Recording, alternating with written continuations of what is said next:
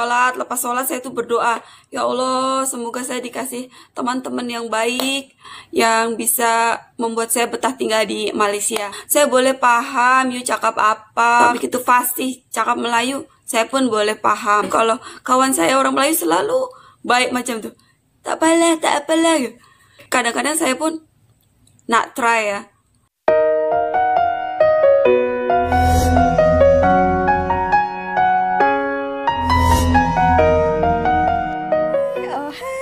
Halo, hai semuanya, apa kabar kalian? Jumpa lagi bersama Sari di channel ini.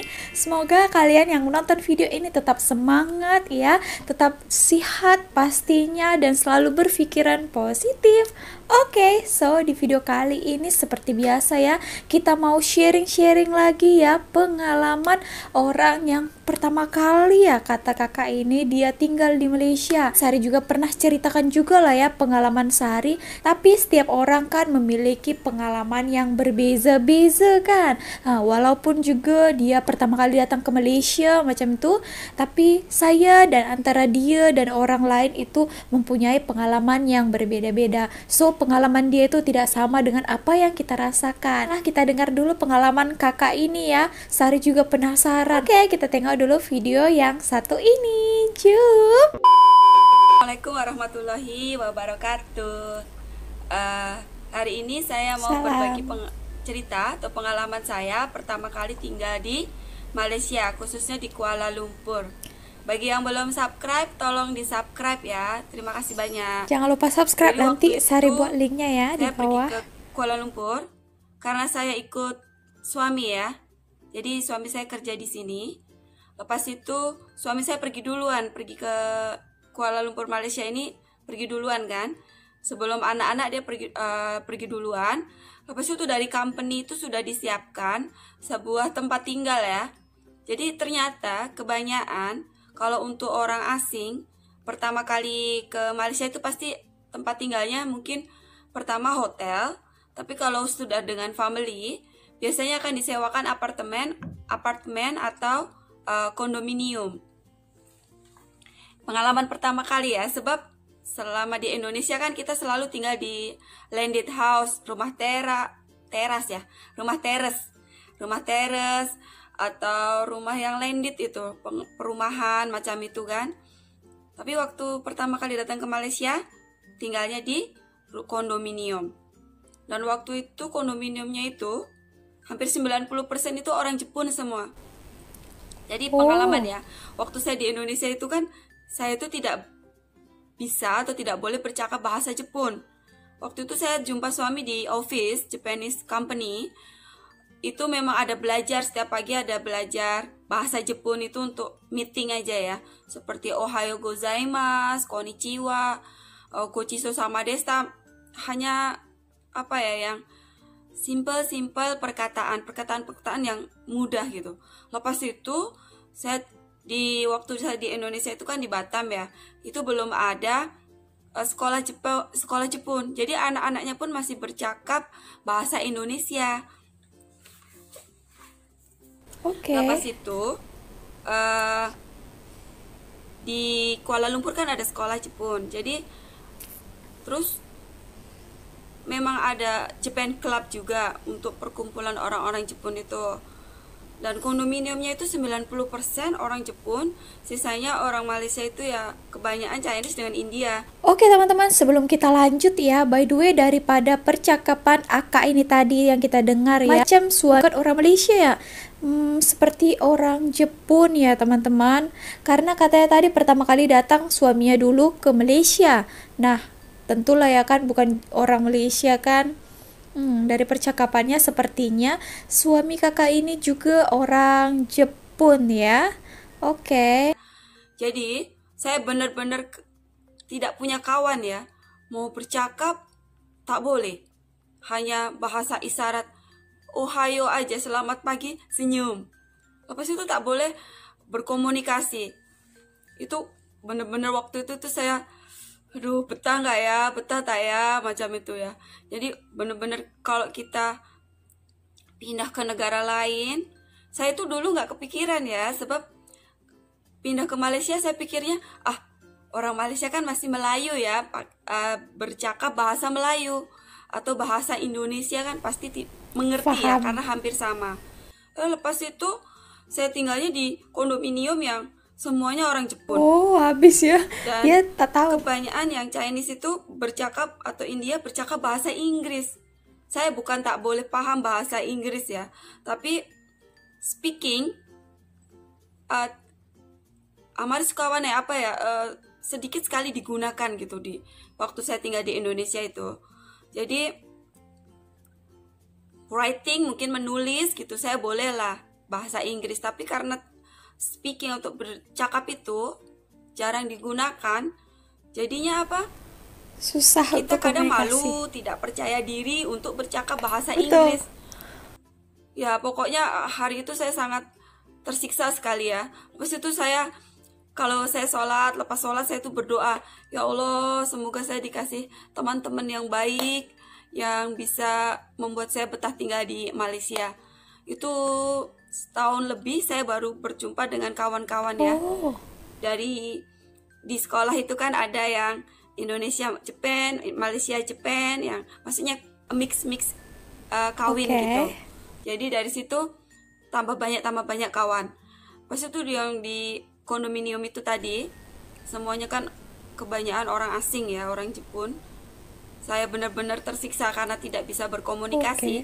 Dan satu-satunya itu waktu tahun 12 tahun yang lalu itu masih ada tempat penyewaan VCD. Seperti Doraemon, Chibi Maru oke. Kocang, Hagemaru. Tapi ya semuanya VCD-nya itu Jepun. Cuman yang jaga itu kakak-kakak Oh, Melayu. ada jumpa kawan Jadi ya. saya setiap hari pergi ke lantai G untuk pergi ke situ, VCD shop itu. Oh, Bukan shop ya, itu jadi kayak penyewaan gitu, disewain. Dulu tuh belum model YouTube kan, modelnya CD, itu oke. VCD. Jadi karena saya itu pengen punya kawan, ingin nak punya kawan, saya selalu, atau mulut saya biar tidak kaku ya karena jarang berbicara, jadi saya selalu pergi ketemu kakak-kakak itu. Oh, Cakap Melayu lah, dia boleh cakap Melayu dia pun. Jadi di Malaysia ini kadang-kadang saya dulu tidak mengerti ya.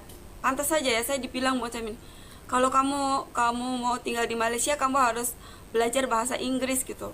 Speaking, maksudnya berbicara. Ya udah. Lepas itu pas tinggal di sini beneran ya. Entahlah Cina, India ataupun Melayu sendiri, semuanya bercakap kebanyakan mix Indonesia dengan Melayu dengan Inggris. bahasa Inggris. Jadi saya sekarang ya bolehlah apa mix gitu, meskipun ya logatnya tetap logat orang Jawa ya, tak boleh berkurang itu logat Melayunya.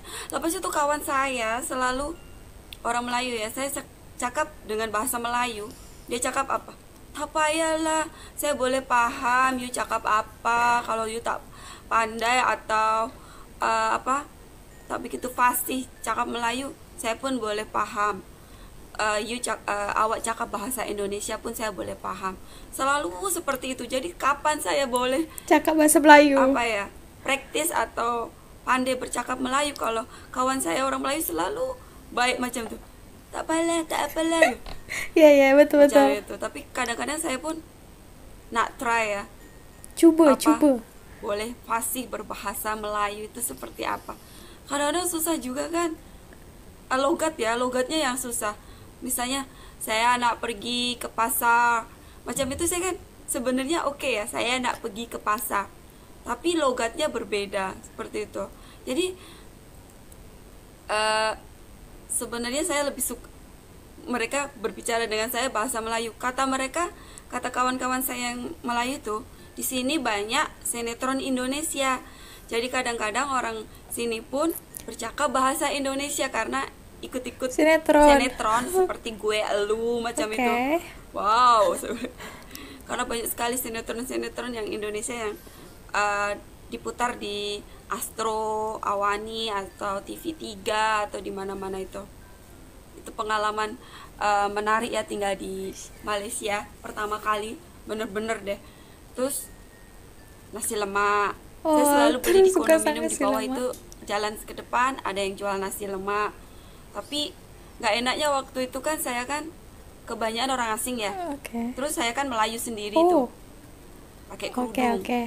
Jadi kalau saya keluar, saya tidak make up, selalu dipikirnya saya itu pembantu. Maidnya anak-anak saya. Jadi anak saya seperti bosnya saya. Oh, oke. Tapi tak apalah, saya pun masa setiap mau keluar ke bawah saja harus dandan atau make up. Ya udahlah, kecuali orang-orang yang sudah sering ketemu atau Wow, dikira ibunya pembantu siapa, anak ibunya pula siapa yang kan? main dengan anak saya baru tahu oh itu. Ya begitulah suka dukanya ya. Habis itu sekarang ya sudah banyak kawan, ya betah aja kawan, terus bercakap sudah tidak ada masalah ya. Karena dulu pertama kali itu saya bener-bener ini mau gimana gitu ya, namanya orang pertama kali ya. Mungkin kita tinggal di, jangankan negara lain, mungkin di kota lain aja sudah Berbeza, ya berbeda, betul-betul. seperti itu. Terus kebanyakan orang asing itu kenapa tinggal di kondominium ya, atau apartemen, bukan di rumah landed atau teres. Kenapa ya? Saya kadang-kadang berpikir sampai sekarang kayak gitu. Apa ya? Mungkin karena merasa lebih aman. Kalau di kondominium atau apartemen itu lebih aman ya, safety-nya lebih bagus. Yang kedua mungkin karena anaknya, kalau yang dari mana-mana itu mungkin bawa anaknya mungkin maksimal 3 ya, atau 2, kadang cuma 1. Jadi lebih aman tinggal di kondominium. Yang ketiga mungkin view ya. Jadi kita kalau tinggal di bangunan yang atas gitu, kita bisa tengok view-nya, view yang cantik-cantik macam itu. Kemungkinan itu ya. Oke, kenapa ya? Nanti kita jawab ya. Mungkin ini saja dulu ya, sebab saya nak keluar. Oke. Semoga ada manfaatnya. Good job! Oke teman-teman, tadi kita sudah dengar sama-sama ya apa disampaikan oleh Akak ini tadi. By the way, sepertinya tadi dari cara pencakapan kakak ini, suaminya tuh sepertinya lah ya, Sari tak pasti juga, ya orang Jepun ya, karena tadi katanya jiran-jirannya itu kebanyakan Jepun. Lagi dia jumpa sama husbandnya tadi tuh di company Jepun ya. Nah itu ya teman-teman. Oke, tadi ada poin-poinnya yang kita ambil ya dari pengalaman Akak ini yang udah diceritakan dia.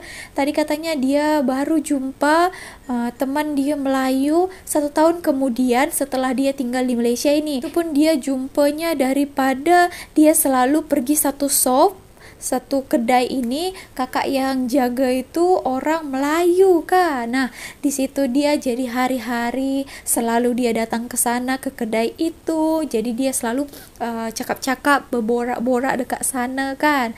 So, dari situ dia juga mau berlatih bahasa Melayu dia. Oke, tadi juga dikatakan kakak ini dia juga mau praktik dia punya bahasa Melayu kan.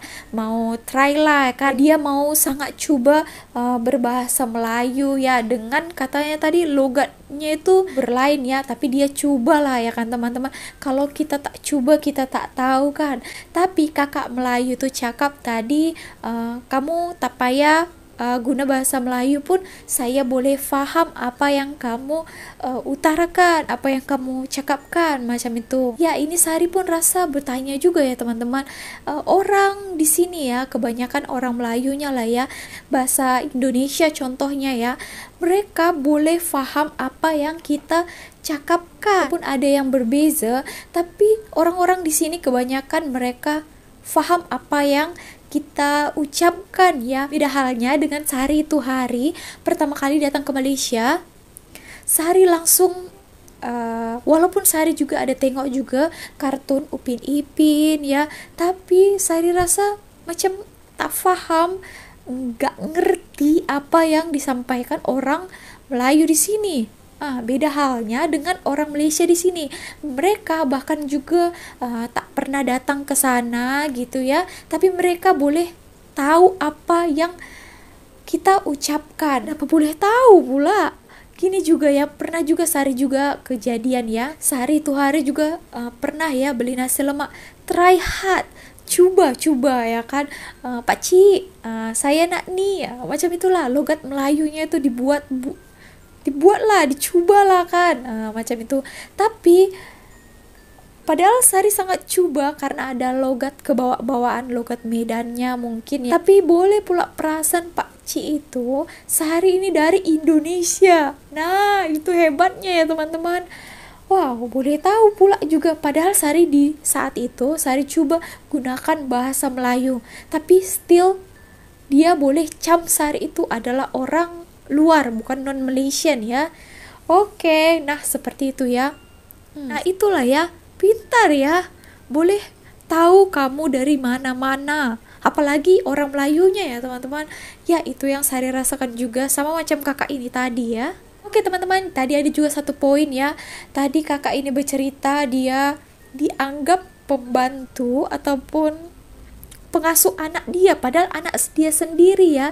Dikira orang dia adalah pembantu oleh anaknya karena ya di sekeliling itu kebanyakan orang asing kan, mungkin difikirkan macam pembantu kan, lain mukanya mungkin dengan anak dia. So ditanyalah seperti ya, ini juga pernah kejadian dengan Mama Sari ya, dia bawa anak dia kan pergi ke Aeon macam itu, jalan-jalan beli sayur macam itu kan, kayaknya selekeh lah kan macam itu. Dikira memang ya teman-teman, dikira macam penjaga, pembantu macam itu, padahal kan anaknya sendiri ya kan. Tapi di sini ya teman-teman juga orang Malaysia yang Sari perhati di sini itu orangnya ya perhati. Nah kalau kita ya macam Sari bawa adik Sari, kalau Sari pakaian selekeh sikit, mereka akan tengok kita, perhati macam itu ya. Takutlah mungkin nanti ada kejadian atau dicuri ke, atau ada case kita ambil anak ke macam itu kan. So mereka perhati, perhatian ya, ambil tahu. Good job. Oke teman-teman, jadi seperti itu ya. Tadi itu adalah pengalaman kakak ini pertama kali datang ke Malaysia. Oke teman-teman, jadi bagaimana menurut kalian? Boleh juga utarakan komentar kalian di ruang komen dekat bawah. So segitu aja video kali ini. Terima kasih telah menonton. Maaf juga kalau Sari ada salah kata ya.